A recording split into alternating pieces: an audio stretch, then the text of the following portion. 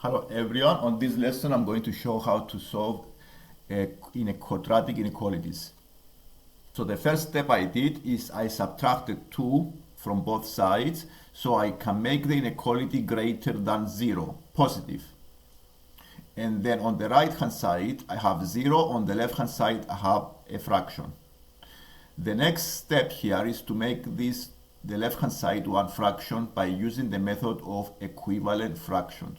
So I times the 2 by x squared minus 3x plus 2 and I divide by x squared minus 3x plus 2, so I have the same denominators. So I combine the two fractions in one fraction. So I have x squared, I times 2 by x squared minus 3x plus 2, and I have minus 2x squared plus 6x negative 4 divided by x squared minus 3x plus 2 greater than 0. Now I need to simplify the fraction by combining like terms.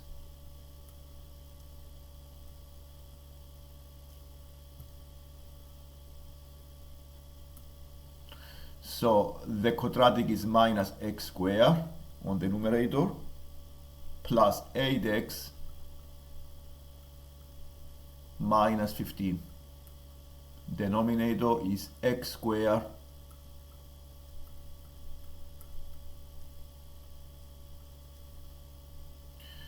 and here I have a fraction on the left hand side that is greater than 0.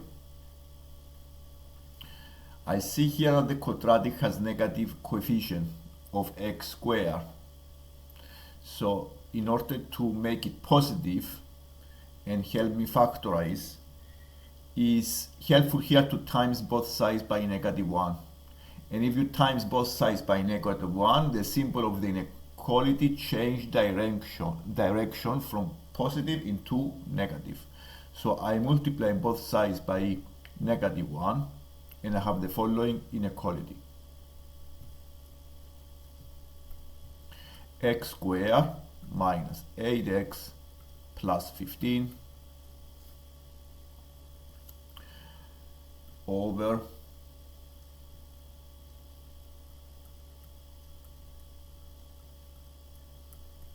less than 0. And here I have a rational fraction, which is a fraction of two quadratics. So what I'm going to do next is to factorize both of the quadratics and attempt to find the solutions that make the whole fraction negative. What are the values of x that make the whole fraction negative? First, I need to start factorizing to find the x-intercepts and the solutions of each quadratic function. So factorize the x squared minus 8x plus 15 first. Factorizing first the numerator x squared minus 8x plus 15. We need to find two numbers when the sum is negative 8, the coefficient of x, and two numbers that multiply together to give you 15, the constant, the same numbers. So the two numbers are minus 5 and negative 3.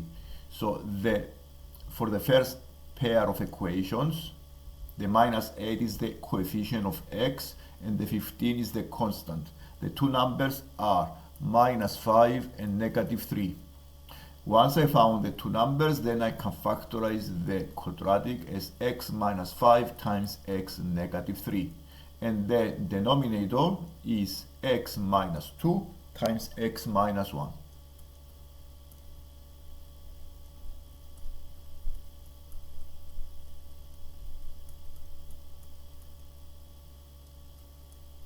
So I want to find the values of x that make the whole of the fraction negative. To help me do this and find the solutions, I need to make a table, the sign table, that give the factors, the signs of each factor. So to find the solutions of the inequality, I prepared this table that includes the solutions of each factor, of each linear factor, after I factorize the two quadratics. So the four factors that I have are the x minus 5, the x minus 3, the x minus 2, and the x minus 1. The zeros are for the x minus 5 is the value 5. It makes the x minus 5 the factor 0. So any number on the left, if I use any value of the x to the left of the 5 on the number line, the factor x minus 5 is going to be negative. So for all these values of x, the x minus 5 is negative until I found the x that make it 0, and then on any value to the right of 5 it's going to be positive, so it's going to be a plus. So I need to use the signs, of each factor. That's why it is a sign table, and the combination of the signs give you the final sign of the function. So the x minus 5 is negative to the left of 5 and positive to the right of 5. The same way I do the signs of each factor separately. For the x minus 3, the factor is 0 when the x is 3, and it's negative when the x takes values less than 3. And I complete the sign table in this way. The x minus 2 is 0 when the x is 2, is negative when the x takes a value less than 2, and is positive when it's more than 2. And the x minus 1 is 0 when the x takes a value of 1, is negative when the x is less than 1, and is positive when the x is higher than 1. Once I complete the signs, the combination of the signs for all of the factors give you the final sign of the quadratic, the fraction. So for the first column, which are all the numbers between negative infinity and plus 1, the function is going to be positive, and because 4 negatives give you a plus, negative is a plus, positive times a negative is a negative, and negative times a negative is a plus. The second column are all the numbers of x that take values between 1 and 2, including decimals. So because I have 3 negatives and 1 positive, the function here is going to be negative. For values of x between 2 and 3, the function is going to be positive because 2 negatives give you a plus. Any value of x between 3 and 5, the function is going to be negative because I have 1 negative and the rest are positive signs. And all the values of x that are more than 5, the function is going to be positive. These are the zeros of the function. And you see that it changes sign after the zeros of each factor.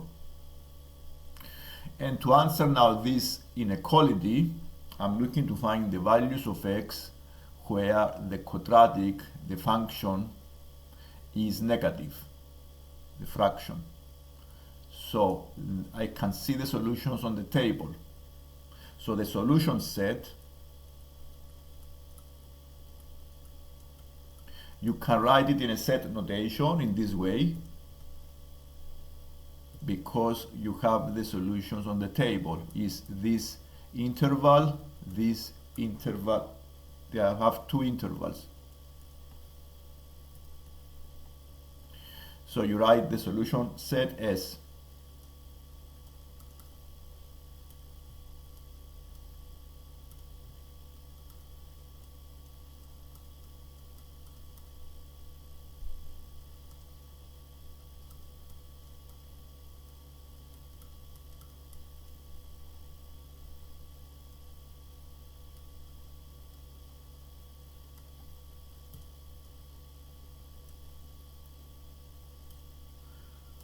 (1, 2) union 3, 5. I use the brackets these brackets because I don't include the bounds of the lower bound and the upper bound because these are zeros. And we want just the fraction to be greater than 2. This fraction is the same as the fraction that make it negative because these are the solutions that negative are equivalent. These are equivalent inequalities. Okay, this inequality that I make after multiplying by -1 and change the symbol is the same as the original inequality. That's why the solutions are the same. And this is the solution of the quadratic inequality. If you have any question, please write a comment. Thank you.